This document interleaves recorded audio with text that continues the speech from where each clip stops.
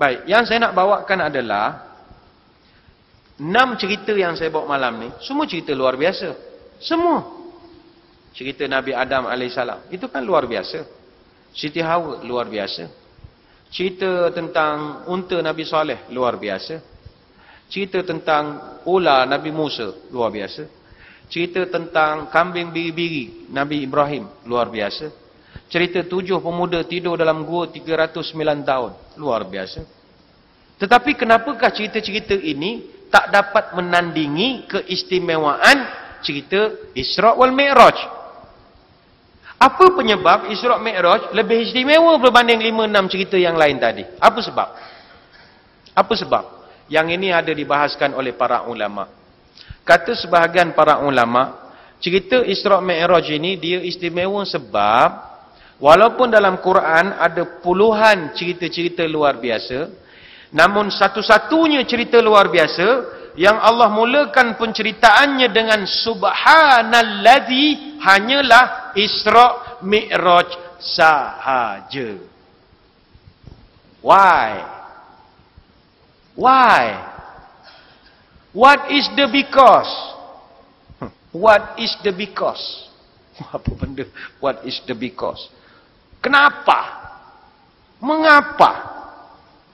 Isra' Mi'raj, ceritanya Allah mulakan dengan Subhanalladzi. Cerita yang lain, Allah tak perlu pun Subhanalladzi. Apa erti Subhanalladzi? Maha suci aku yang memperjalankan hamba-Ku. Seolah-olah Allah Ta'ala bersumpah dengan kemuliaan dirinya sendiri. Why? Ketika Tuhan menceritakan tentang kisah Nabi Isa hidupkan orang mati, Tuhan tak perlu sumpah diri dia. Bersumpah, demi Maha Suci aku yang menjadikan Isa menghidupkan orang mati. No, tak perlu. Ketika cerita Nabi Musa membelah laut dengan tongkat, Tuhan tak mulakan ceritanya dengan Subhanalladzi. Maha Suci aku yang menjadikan tongkat Musa. Musa tu tongkat, bukan tongkat Allah, tongkat Musa. Allah upgrade, tambah RAM pada tongkat itu tadi. Dia upgradekan tongkat itu. Ada turbo power. Allah upgradekan. Tapi Tuhan masih lagi tidak perlu kata Subhanalladzi ja'ala 'aswa Musa ta'rafil bahr. Tak perlu. Kenapa Isra' Mi'raj ini sangat istimewa sampai perlu Allah bersumpah dengan kesucian zat sifat dia? Jawapannya kata ulama, Isra' Mi'raj dia bukan sekadar peristiwa luar biasa. Isra' Mi'raj dia adalah sebuah peristiwa yang terlalu amat sangat luar biasa. Dia cerita dia luar biasa, tambahan pula istimewa. Itu cerita yang membezakan. Isra' Mi'raj ini dia sebuah cerita yang pelik. Dan dalam masa yang sama orang tak nak percaya. Cerita Nabi belah bulan itu pelik. Tapi orang percaya. Cerita Nabi Isa hidupkan orang mati, pelik. Tapi orang Quraisy, orang Islam, still percaya. Cerita unta Nabi Saleh, walaupun pelik, datang pada batu, tapi orang percaya. Cerita kambing biri-biri yang digantikan oleh Nabi kepada Nabi Ibrahim, itu pelik. Tapi orang masih percaya. Tapi baginda Nabi SAW ketika bercerita tentang Isra' Mi'raj, ramai orang tak percaya. Hadisnya daripada Jabir radhiyallahu anhu, Nabi pernah bercerita, lamma kazzabatni Quraisy kumtu fil hijr. Ketika aku dituduh bohong oleh orang-orang Quraisy, aku sedang berdiri di atas hijr Ismail. Nabi disampaikan syarahan atas hijr Ismail. Syarahan Isra' Mi'raj itu Nabi sampaikan dekat Hijr Ismail. Bagi kita yang sering ke Mekah, Hijr Ismail itu kawasan separuh bulatan dekat Kaabah. Itu kawasan itu sunat solat di situ. Sunat melakukan solat di situ. Jangan solat fardu, solat sunat. Khusus bagi kaum wanita. Sebab Aisyah pernah komplain pada Nabi, ya Rasulullah, tidak adil kami orang perempuan tak pernah merasa naik dalam Kaabah. Sikit-sikit orang laki-laki, kan tangga tinggi, macam mana nak naik? Orang puan takkan terselak-selak kain, tak sesuai. Kami nak merasa ya Rasulullah, ini balik-balik orang laki, balik-balik orang laki. Tak puas hati lah macam ni. Kata Nabi, sabar. Orang perempuan, kau tak perlu semayang dalam Kaabah. Semayanglah kamu dalam hijr Ismail. Sebab semayang sehijrah Ismail sama pahala macam semayang dalam Kaabah. Jadi siapa yang dapat visa umrah nanti, cari masa semayang dalam hijrah Ismail. Dapat pahala macam semayang dalam Kaabah. Dan di situlah tempat Nabi menyampaikan syarahannya. Dan Nabi bercerita, fajallallahu li Baitul Maqdisi. Allah tajallikan depan aku Baitul Maqdis. Tajallikan ni dijelmakan Baitul Maqdis depan Nabi. Dan Nabi ketika itu fatafiktu ukhbiruhum an ayatihi, dan aku sampaikan pada mereka satu persatu tentang perjalanan untuk ke Baitul Maqdis itu. Wa ana anzuru ilaih, dan aku sendiri nampak dalam peta itu segala pergerakan dan perjalanan. Tapi kazzabatni Quraisy. Mereka tak percaya aku pun tak faham. Selama ini dia orang kalau Nabi cakap apa saja dia orang percaya. Nabi cakap belakang gunung ada musuh, dia orang percaya. Tapi bila cerita Isra' Mi'raj, dia orang tak percaya. Dia orang tak nak percaya. Apa sebab? Sebab cerita ini sangat pelik, luar biasa. Ada satu bila Nabi katakan lamma kazzabatni Quraisy, ketika aku dituduh bohong oleh orang Quraisy, kata sebagian ulama, Nabi sebut Quraisy sebab bukan orang kafir saja yang tak percaya, termasuk juga orang dah beriman ketika itu. Mana orang Islam sendiri ketika itu agak ragu-ragu dengan Nabi. Walhal selama ini Nabi bercerita banyak pada mereka kisah-kisah pelik dalam Quran. Mereka boleh percaya, tapi bab ini mereka agak ragu-ragu. Sebab itu hadis daripada Jabir ini merupakan hadis sahih. Riwayat daripada Bukhari dan Muslim, dan juga ada daripada versi Ibnu Hibban. Dan kalau yang riwayat daripada Ibnu Abbas, itu diriwayatkan oleh Imam Ahmad bin Hanbal rahimahullah. Nabi agak kesedihan, agak kecewa dengan penerimaan masyarakat. Walaupun dia dah bercerita secara terperinci, tapi orang masih tidak dapat menerima. Ada satu kisah dicatatkan, punca Nabi bercerita tentang Isra' Mi'raj ini adalah gara-gara Abu Jahal. Abu Jahal satu pagi itu dia datang rumah Nabi. Dia memang Abu Jahal ni dikatakan dia ada satu perangai. Tiap-tiap pagi dia akan pergi rumah Nabi. Kalau dia tak sibuk, dia tak outstation apa semua, dia akan datang rumah Nabi. Dia ketuk pintu. Duduk. Muhammad. Nabi buka. Ada apa? Dia tiap-tiap hari. Apa tujuan? Abu Jahal ni dia ada satu perangai macam kita. Kita pun ada perangai Abu Jahal juga. Iaitu, Abu Jahal ni tiap-tiap pagi dia nak tahu berita terkini. Sama lah macam kita. Kita kan balik masjid subuh, kena test cawan, mesti nak baca paper. Nak tahu berita. Berita pasal coklat halam ke jadi halam ke jadi makruh ke apa, kita nak tahu. Kita ada macam syok duduk baca paper jilat-jilat surat khabar.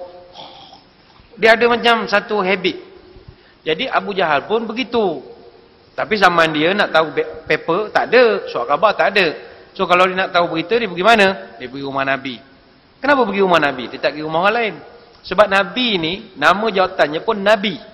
Nabi ni dalam bahasa Arab daripada perkataan naba'ah. Apa berarti naba'ah? Berita. Al-amba, berita-berita.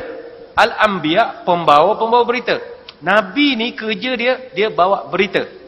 Sama berita yang mengancam, menakutkan, atau berita yang mengembirakan. Nabi.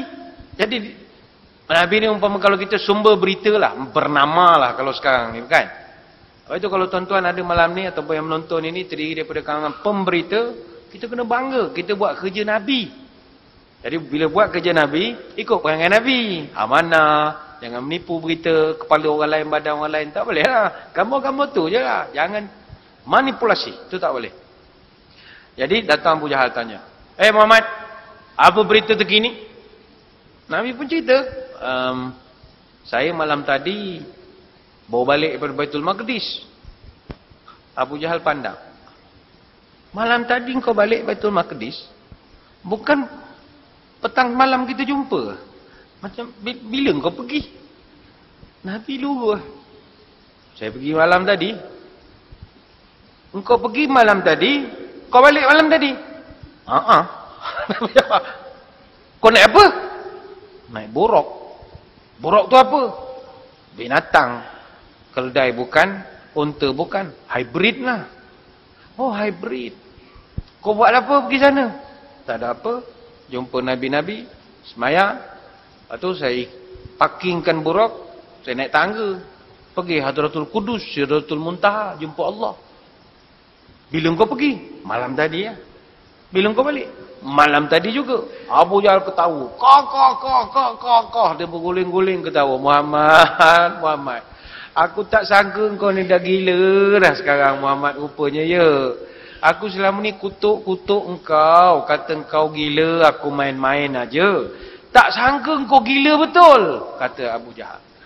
Gini Muhammad, aku kasih kau peluang. Ini can paling baik sekali. Wahai Muhammad, aku ni alim majlis bandaraya Mekah, engkau tahu. Engkau ni ceramah kena gam. Kau tak boleh ceramahnya. Aku tahu engkau ceramah main sembunyi-sembunyi. Aku kasih engkau special permit. Kau mau tak? Special permit aku kasih. Ceramah lokasi paling strategik di Mekah, dekat Kaabah. Kau nak? Nabi, orang kasih mikrofon, mesti dia nak punya lah. Boleh, tak ada masalah. Saya boleh ceramah lah. Kata beliau, tapi satu syarat saja. Kau mesti ceramah macam yang kau cakap aku tadi. Cerita kau pergi Baitul Maqdis. Boleh? Memang saya itulah saya nak cerita pun. Bagus Muhammad. Aku kasih kau special.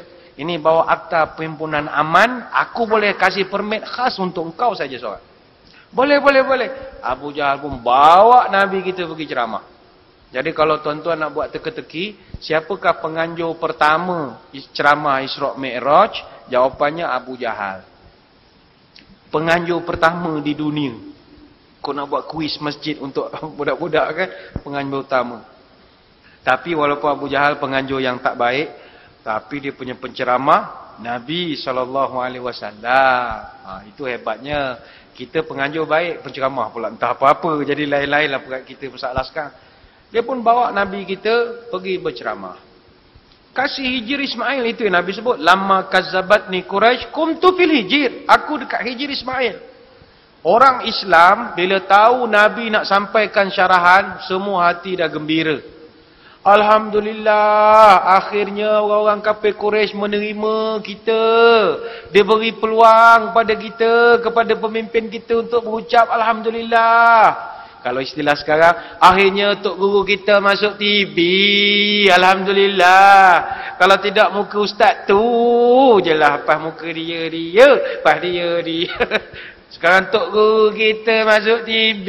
Gitu seolah-olah. Gembira. Dan kita pun faham mereka gembira.